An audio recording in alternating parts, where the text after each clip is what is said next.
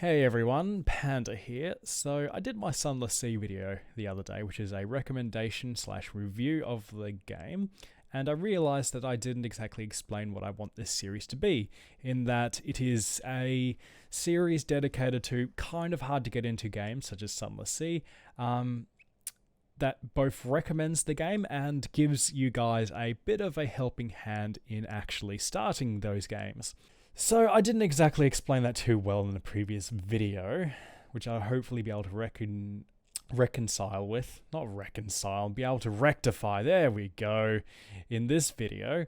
However, I will note that this won't be a 110% beginner's guide to the game. Thus, if you're looking for like an explanation for how everything is done, including how to move your ship, this is probably not the guide for you. This is going to set you up for going and completing bigger quests in the game and also getting yourself some nice cash in the game. With that being said, let us get into the game then, shall we? I'm going to start this game from the very top, from the very beginning, just for you guys. So, as we start off on a fresh life, we will of course choose a past. However, I'll explain our past Wreath in Shadows just a little bit, as this might be an option you want to do if you want to, well, do what I'm about to do right now, but in a bit more difficult. And what I mean by a bit more difficult is this option here means you can't choose your past, which gives you normally quite a nice starting buff to a statistic. However, with one of the quests that you'll end up doing in this, it will give you, at the end of that quest chain, a certain little item which will persist between lives, which will give you a permanent bonus to your Veils statistic, which if you can see up there, I've got a 25 bonus to Veils compared to all my other statistics, so that is something you might want to do. However, for everyone else, I would just recommend choosing a past. Now, there's something to be said about all other previous endeavors before you were a captain. However, I recommend choosing a poet, as it gives you a bonus to pages, and pages is a relatively hard to get statistic in the game. So we choose that, we get the navigator, echoes, pages, etc, etc.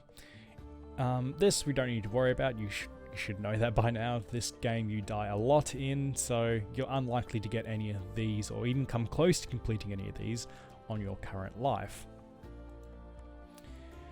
And of course all this is just cosmetic tat. And there we go. Okay, so first thing we should always do is go and visit London, go visit the Admiralty Survey Office. You should have done most of this before. Of course, get the option to get a strategic information from whatever port that this says. Of course, we should go over here. We shall offer passage to a tomb colonist. This will be the first quest that we shall do in the game, which will help set us up for doing other things. There's nothing else we can do in London at the moment. Nope. We shall then go into our lodgings, read the morning papers, which gives us some recent news, and sometimes gives you extra supplies. Go into the shops here. Woolstack Exchange. Oh no, which one is it? There we go. Sell the advice for captains, which you can do up here, which is that little tutorial thing there, which doesn't really help you too much, so it's better off just selling it like that.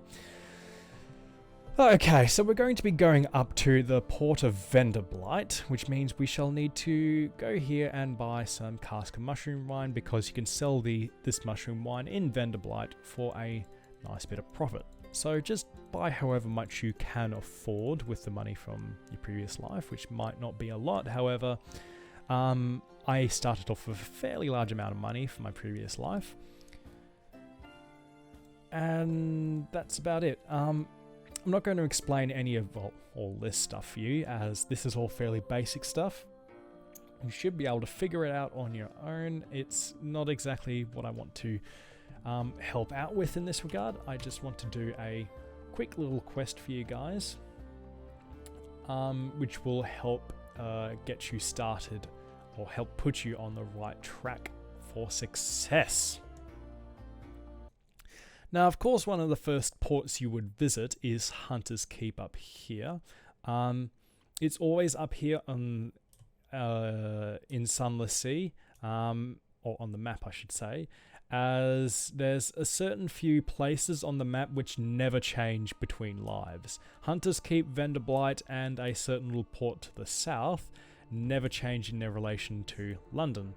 So as we go here, present ourselves at this house, have lunch with one of them, doesn't really matter who at this stage. Reckon to the island to, of course, get a port report, which is, of course, important to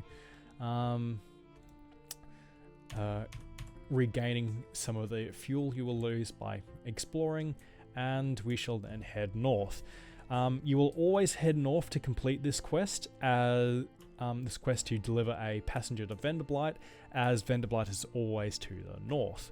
However, as you would know, all other islands are kind of randomly spaced around the map, which is why I'm going to be doing a fair amount of jump cuts, because I can't just go straight from one point to another. But on our way to Venderblight, I shall explain a couple of things for you, which might not be too obvious. Your lights, while it doesn't seem to be that important, turning your lights off will mean you're less visible to enemies, but it does increase how rapidly your terror rises, and of course when terror rises to 100, that is a bad thing. Zebat here is how you discover new islands. It'll go out, and if it sees any islands, then it'll come up over here, which you can click to mark on your chart, which will come up there. But as we can already see Venderblight being right here,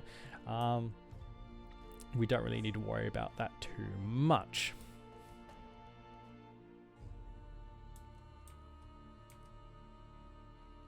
So we come to port right here. Yep.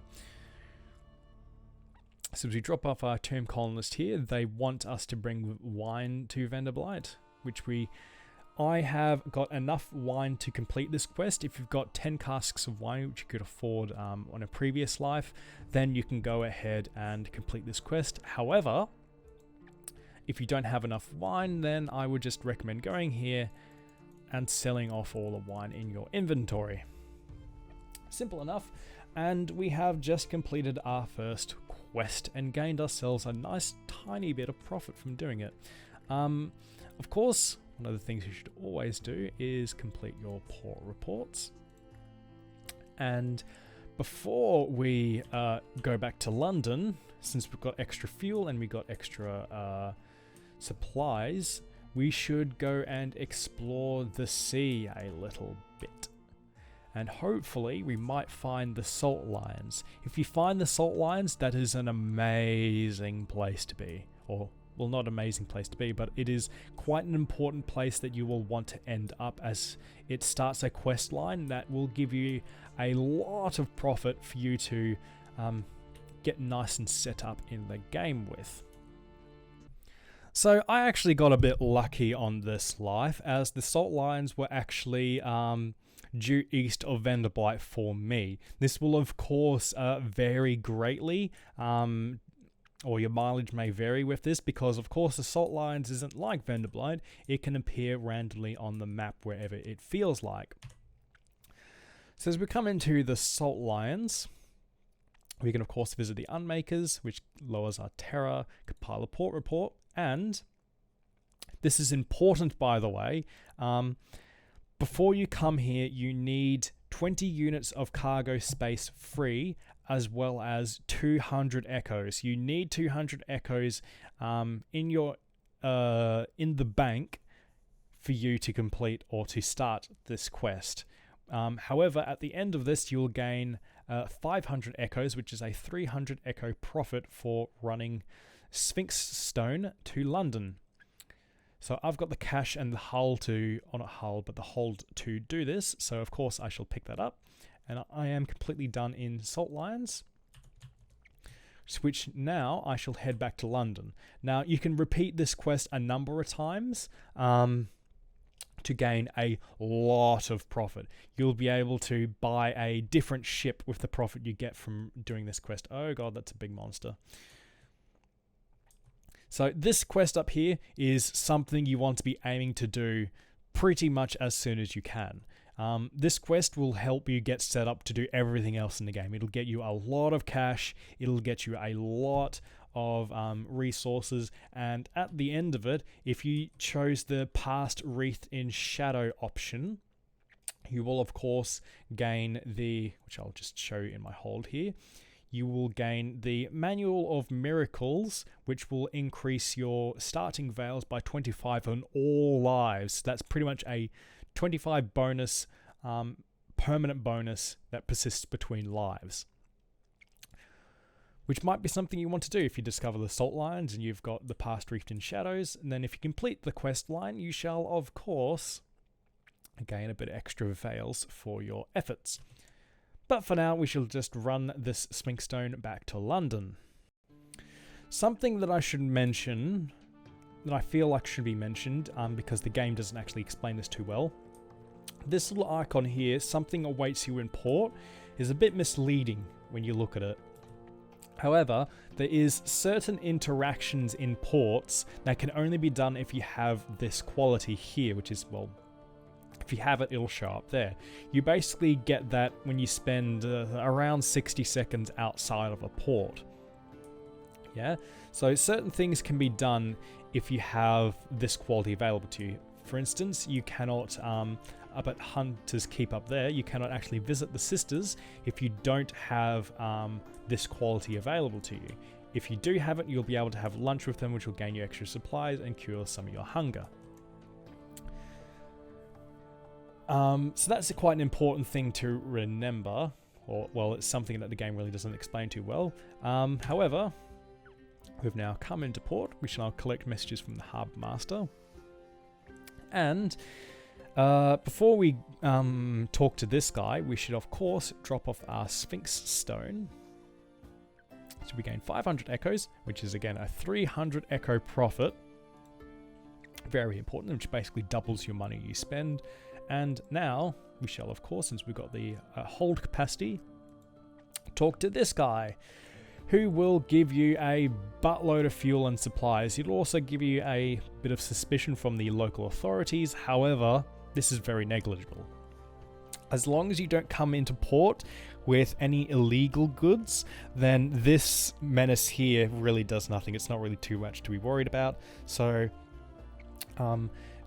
doing everything this guy says to do will give you a very nice profit. 10 fuel, 5 supplies, that's enough to go and explore wherever you want to in the Neath. So, of course, now since we have completed this first run, we can return to... So we've just completed the first run from Salt Lines to London. Again, Salt Lines can be in a different place on the map, so your mileage will of course vary in that regard. However, if you complete all the runs from Salt Lines to Fallen London of that quest line, you will gain a nice amount of cash, which will set you up so you can of course buy a new ship if you want to. You can buy some more stuff for your ship, such as better engines. You can buy more crew, you can buy more supplies, whatever.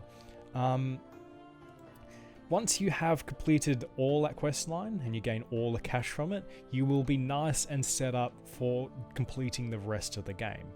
Yeah, that'll get you set up so you can buy a better lodgings for yourself. It'll give you enough cash so you can go out and buy supplies, fuel and supplies from various ports, which would be much more expensive to buy from further out in the sea, which will increase your range that you can explore outside of London. So I'm not going to go into too much more apart from ending this video.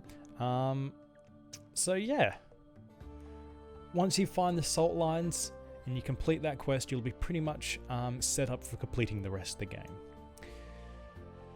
So, what have we learned from this video? So you want to be, when you go and exploring the black parts of the map, you of course want to be using your Z-Bat whenever it's off cooldown to discover various different islands. You of course want to visit every island you see to get port reports.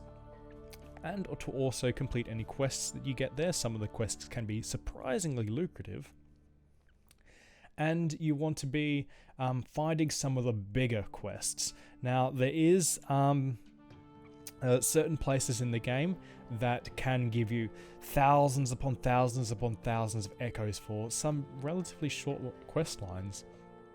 Now, I don't feel like I should explain too much more about the game. I have just set you up for pretty much success at this point. So yeah, I hope you guys have a lot of success on the Fallen Sea. Not Fallen Sea, Christ. Sunless Sea, there we go. And hopefully I shall see you guys in my next video, where I shall hopefully do a better job at explaining what this series is about. Anyways, thank you very much for watching. If you could leave comments, likes, and subscriptions, that would be very appreciated and very lovely. And I shall see you guys next time.